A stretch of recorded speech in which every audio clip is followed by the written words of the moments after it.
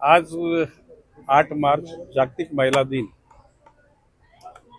एकूणच देशाचे पंतप्रधान नरेंद्र मोदीजींनी महिलांना ॲश्युअर केलेलं आहे की 2029च्या लोकसभेमध्ये 1/3 म्हणजे 1/3 महिला खासदार असतील।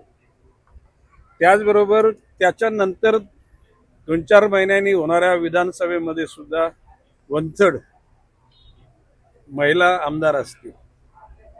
हा लोकप्रतिनिधित्वामध्ये महिलांचा केलेला सन्मानच आहे। काल राज्याचे मुख्यमंत्री देवेंद्रजी फडणवीस यांनी सुद्धा त्या गोष्टीचा उच्चार केला। आज मी ज्याला माहिती घेतली की नवी मुंबई महापालिकेमध्ये महिला बालकल्याणासाठी 60 कोटीची तरतूद आहे।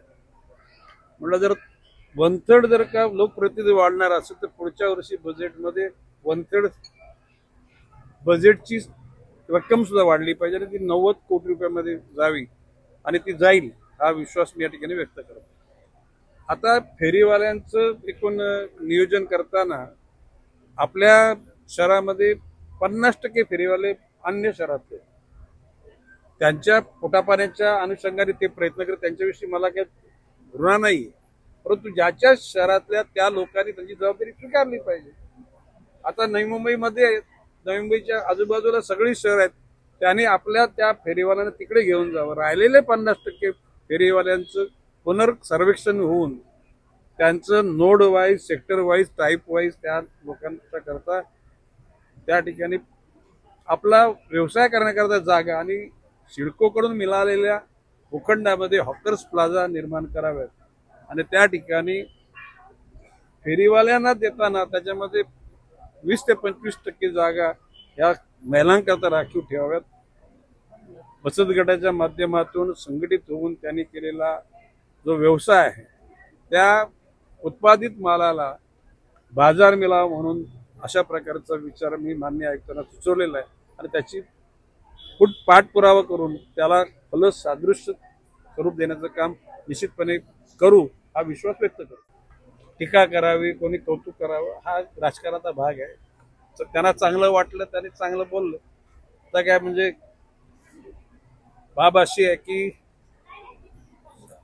विरोधकांचे गुणगौरव आजकाल अभावाने होतो। विरोधकांमध्ये नसलेले दुर्गुण शोधण्याचं काम चालू आहे।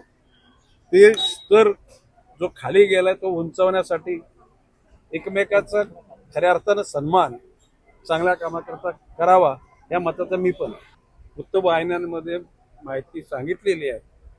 मी आमच्या अधिकाऱ्यांनी त्याची खातरजमा करायला सांगितलेली आहे आणि अशा प्रकारचं त्यांनी जर गुन्हा केला असेल तर त्यांना त्या गुन्ह्याच्या अनुषंगानं सामोरे जाऊन त्यांना सजा केली जाईल। मूल गावठाणातला असो, सिडकोनी बांधलेल्या घरातला रहिवासी असो, ते झोपडपट्टीत राहणारे सगळे नागरिक आहेत, सगळे मानव आहेत, त्या सगळ्यांना सुखकर जीवन जगण्याकरता योजना तयार महाराष्ट्र शासनाने करायचं ठरवलेलं आहे आणि लवकरच त्या धोरण जाहीर होईल।